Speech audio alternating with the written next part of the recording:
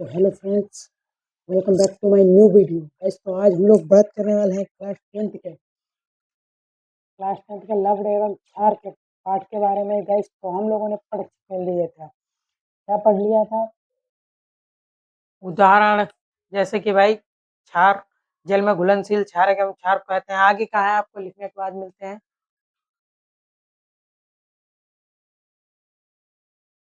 तो भाई सुनिएगा, सूचक सूचक क्या है? दिए गए विलयन में अम्ल या क्षारक की उपस्थिति को दर्शाते हैं। उसका रंग या गंध अम्लीय या क्षार माध्यम में बदल जाता है। क्या है भाई? जो विलयन में अम्ल या क्षारक को दर्शाता है उसका रंग गंध या अम्लीय क्षारक में बदल जाता है, सूचक, उसे सूचक कहते हैं। भाई सूचक तीन प्रकार के होते हैं। कितने प्रकार के होते हैं? तीन प्रकार के। पहला है प्राकृतिक सूचक, दूसरा है कृत्रिम सूचक, तीसरा है आपका संक्षेपित सूचक। तो इन तीनों सूचकों को बताते हैं। पहला सूचक है आपका प्राकृतिक सूचक। क्या है? प्राकृतिक सूचक वे सूचक जो पौधे से प्राप्त होते हैं उन्हें प्राकृतिक सूचक कहते हैं। भाई जैसे कि जो सूचक पौधे से प्राप्त होता है वह प्राकृतिक सूचक कहलाता है। जैसे उदाहरण में आप ले लीजिए, उदाहरण अम्ल क्षारक। भाई जैसे लिटमस पत्र को अगर हम अम्ल में डालेंगे, लिटमस पत्र को अगर हम अम्ल में डालेंगे तो वह लाल हो जाएगा, अगर उसको क्षारक में डालेंगे तो वह नीला हो जाएगा, नीला हो जाएगा। ऐसे ही आपका है भाई हल्दी, हल्दी को अगर हम अम्ल में डालेंगे तो उसमें कोई फर्क नहीं आएगा। क्यों नहीं आएगा? क्योंकि वो खुद ही एक तरह से अम्ल है। भाई समझते रहिएगा। हल्दी को अगर हम अम्ल में डालेंगे तो उसका कलर कुछ भी बदलेगा नहीं, और अगर उसे हम क्षारक में डालेंगे तो वो हल्का लाल हो जाएगा। तो ये आप समझे गए होंगे। आगे है आपका कृत्रिम सूचक। प्यारे बच्चों सुनिए भाई, कृत्रिम सूचक वह सूचक जो रासायनिक द्वारा बनाया जाता है उन्हें कृत्रिम सूचक कहते हैं। क्या है? जो रासायनिक द्वारा बनाया जाता, रसायन द्वारा बनाए जाते हैं उन्हें हम कृत्रिम सूचक कहते हैं। जैसे कि फिनोलेफ्थेनिक है भाई, इसे जब हम इसके क्षारक के साथ करेंगे तब यह हो जाएगा आपका नीला। भाई नीला हो जाएगा। कैसा हो जाएगा? नीला। और फिर जब इसका जो है भाई अम्ल के साथ करेंगे तब यह बनेगा आपका सामान्य, सामान्य ही रहेगा। अब भाई फिर जब मैथिल ऑर्गेन को करेंगे क्षारक के साथ में, मैथिल ऑर्गेन को करते हैं जब क्षारक के साथ में तब यह हो जाता है मिलकर, मिलकर हो जाता है भाई पीला। और फिर जब मैथिल ऑर्गेन को अम्ल के साथ करते हैं तब ये भाई हो जाता है मिलकर लाल। क्या है भाई? लाल हो जाता है। मैथिल फ्लोरीन क्षारक के साथ मिलकर नीला हो जाता है, तथा मेथिल ओरेंग क्षारक के साथ मिलकर पीला हो जाता है। मेथिन वो सॉरी फिनोल लेथिन अम्ल के साथ मिलकर लाल हो जाता है, और तथा आपका ये मेथिल ऑर्गेन क्षारक के साथ में मिलकर पीला हो जाता है। आगे है आपका भाई, आगे है आपका गंधीय सूचक।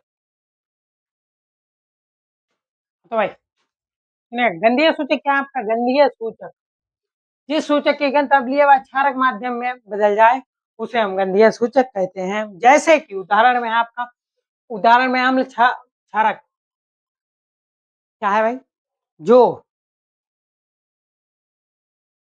जो जिन सूचक की गंध अम्लीय या क्षारक माध्यम से बदल जाए उसे हम गंधीय सूचक कहते हैं। जैसे कि प्याज का रस, प्याज के रस को जब हम अम्ल में डालेंगे तब उसका बनेगा तीक्ष्ण गंध। क्या बनेगी भाई? गंध, तीक्ष्ण गंध।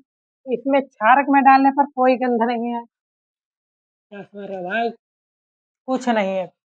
अब फिर आपका वेनिला यानी कि खाने वाली आइसक्रीम वेनिला आइसक्रीम यानी कि इसको भी अम्ल पर डालने पर इसमें कोई गंध नहीं आती, ये भी सामान्य है, इसके क्षारक में भी कोई गंध नहीं है भाई। अच्छा, लौंग का तेल भाई, लौंग मतलब लंबा भी होता है, लौंग मतलब छोटी फूल वाली भी होती है जिसे भाई खाया जाता है, तो आप लौंग वाला ना समझिएगा। तो लौंग का तेल इसमें भी सामान्य, इसकी भी कोई गंध नहीं होती है। क्या इसकी भी कोई गंध नहीं होती है? इसकी भी कोई गंध नहीं है, क्योंकि अगर रिस्क से इश्क करोगे तो हमेशा मुकाम पर जाओगे, अगर इश्क से रिस्क करोगे तो हमेशा यार गड्ढे में जाओगे, बर्बाद हो जाओगे, खत्म हो जाओगे। इसलिए रिस्क से इश्क करना सीखो, इश्क से रिस्क नहीं यार। क्या समझो? आ गए आपका स्टार बना के लिखना है। चलिए लिखने के बाद, अम्ल क्षारक के रासायनिक गुण धातु अम्ल के साथ अभिक्रिया। क्या अम्ल क्षारक के रासायनिक गुण भैया क्या है? धातु के अम्ल के साथ अभिक्रिया करने पर, अम्ल के साथ प्लस क्षारक के साथ, क्या समझे, धातु की करने पर, अम्ल धातु क्षारक धातु, तो अम्ल की धातु के साथ अभिक्रिया करने पर तथा क्षार प्लस धातु के साथ अभिक्रिया करने पर आपको मिलता है अम्ल के भाई साथ, अम्ल प्लस धातु हो गया लवण बराबर हाइड्रोजन, हाइड्रोक्साइड। क्या है?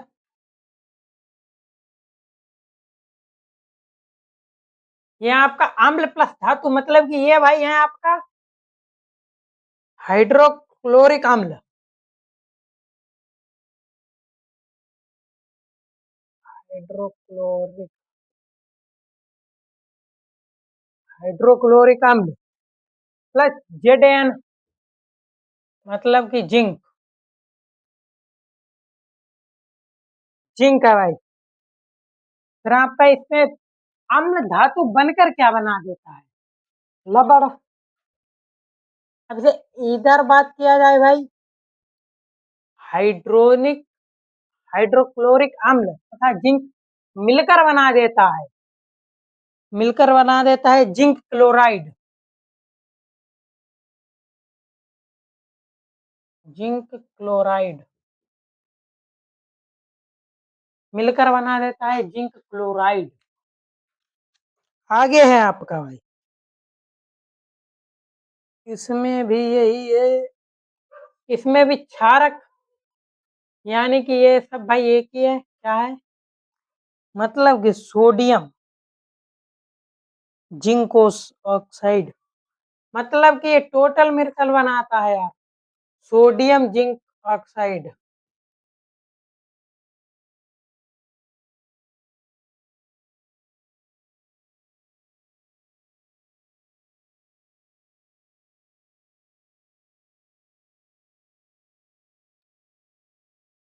Sodium zinc oxide. तो भाई आपका इतना हो चुका, बचा हुआ आपका कल अगले वीडियो में निपट जाएगा। मिलते हैं अगले वीडियो में, तब तक के लिए जय हिंद जय भारत।